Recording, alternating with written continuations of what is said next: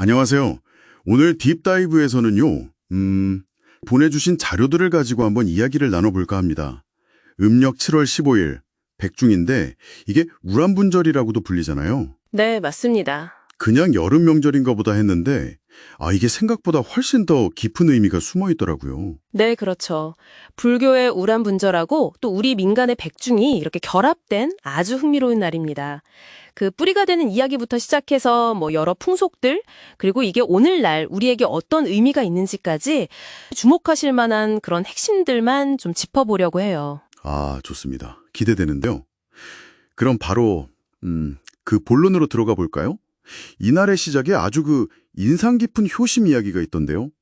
부처민 제자 목련존자 이야기죠? 네, 맞아요. 그 자료에도 잘 나와 있는데 목련존자가 이제 신통력으로 보니까 돌아가신 어머니가 지옥에서 엄청난 고통을 받고 계셨던 거예요. 그래서 이제 음식을 좀 드리려고 했는데 이게 다 불로 변해버리니까 어쩔 줄을 못 나서 부처님께 달려갔던 거죠. 거기서 부처님의 그 가르침이 나온 거군요. 어떻게 해야 하는지? 그렇습니다. 부처님께서 딱 날짜를 정해주셨어요. 음력 7월 15일. 이때가 마침 스님들이 여름 수행, 그 하한거라고 하죠. 그걸 마치는 날이거든요. 그래서 이 스님들께 정성껏 공양을 올리면 그 공덕으로 어머님을 구할 수 있다. 이렇게 알려주신 거죠. 아하. 이게 바로 우란분절의 시작입니다. 그 우란분이라는 말 자체가 산스크리터 울란바나에서 온 건데요. 뜻이 거꾸로 매달린 고통이에요. 그러니까 지옥 같은 그런 악도에 떨어져서 고통받는 영혼들, 이 영혼들을 구제하는 날이다. 이런 의미죠. 와. 심지어 이게 7대 조상까지 구할 수 있는 아주 큰 공덕이라고 그렇게 강조하셨다고 해요. 야, 정말 한 사람의 그 절절한 효심이 모든 고통받는 영혼을 구하는 날을 이렇게 확장이 된 거네요. 대단한데요. 그런데 이 날을 또 백중이라고도 부르잖아요. 이 백중이라는 이름은 우란분절하고는 뭔가 좀 다른 느낌인데요. 네, 아주 예리한 지적이세요. 그 백중이라는 이름에는 또 여러 의미가 겹쳐 있어요. 보내주신 자료에도 보면 1년 중에 농사일이 잠시 좀 한가해지는 시기라서 그렇다. 또는 100가지 곡식, 과일이 나오는 시기다 해서 백종이라고 했다가 백중이 됐다는 설도 있고요. 100가지 종류? 네. 그렇죠. 그리고 또 마침 이날이 스님들 하한거 해제일, 그러니까 수행 끝나는 날이잖아요. 그래서 스님들은 스스로 이제 허물을 참회하는 자자라는 걸 했고요. 민간에서는 이날 하루 정말 그 농사일에 지쳤던 농부들이나 머슴들이 좀 쉬면서 잔치를 벌이는 날이었어요. 약간은 휴가 같은 거였군요. 네, 그렇죠. 그 자료 속의 백중장 묘사 보면 정말 활기가 넘쳐요. 시장 서고 물건 사고 팔고 씨름판 벌어지고 특히 그해 농사 제일 잘 지은 머슴 뿜어서 소등에 태우고 마을 돌잖아요. 장원내, 다른 말로 호미시시라고도 하는데 네네. 이게 백중날의 진짜 하이라이트였죠. 그러니까 불교적인 의미에다가 민속적인 어떤 풍요, 효식 이런 게 다 결합된 거예요. 그렇군요. 불교 의례하고 민간 축제가 아주 자연스럽게 어우러진 거네요. 근데 여기서 사람들이 좀 자주 헷갈리는 개념이 있다고 자료에서 딱 짚어주던데요. 49제랑 천도제요. 맞아요. 이거는 정말 명확하게 구분할 필요가 있어요. 그 자료 비유가 참 재밌던데 49제는 돌아가신 지 49일이 채 안 된 분, 그러니까 이제 막 돌아가신 정말 새로운 영가를 위한 의식이에요. 그래서 평생 딱 한 번만 지내는 거죠. 배우로 치면 약간 신인상 같은 느낌? 아하, 평생 한 번 신인상. 비유가 확 와닿네요. 그럼 천도제는요? 천도제는 이제 49일이 지난 기성 영가들, 그러니까 이미 돌아가신 조상님들을 더 좋은 곳으로 인도해 드리기 위해서 지내는 의식입니다. 이거는 여러 번 지낼 수 있어요.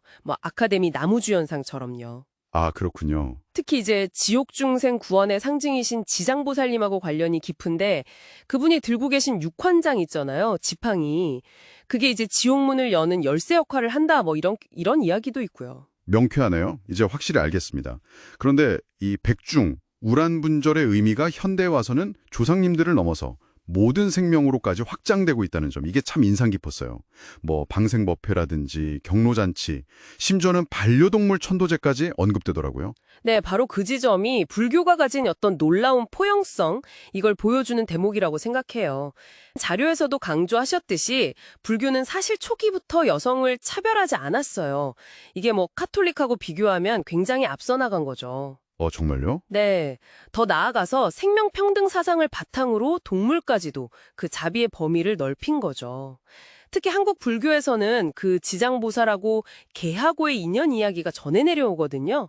어떻게 보면 지금 우리 반려동물 문화의 뿌리에도 이런 불교적인 정서가 좀 있지 않나 생각해 볼 수도 있겠고요. 오, 또 자료에 나온 거 부처님이 아내한테 잘해주고 심지어 뭐 좋은 거 요즘 말로 명품 같은 것도 사주라고 하셨다는 경전 내용 이건 정말 시대를 초월한 가르침 아닌가요? 진짜 놀랍네요. 그 시대에 그런 가르침이라니.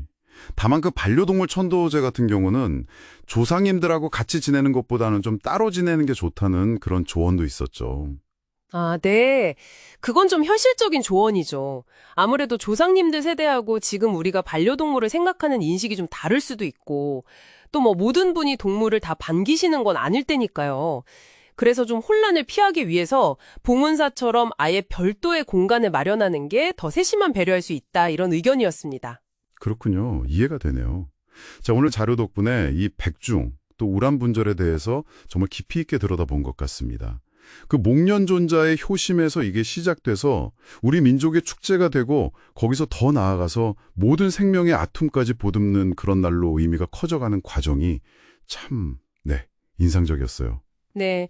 불교의 어떤 자비, 포용성, 그리고 또 시대에 발맞춰서 이렇게 변화하는 전통의 유연성 같은 것도 엿볼 수 있었죠.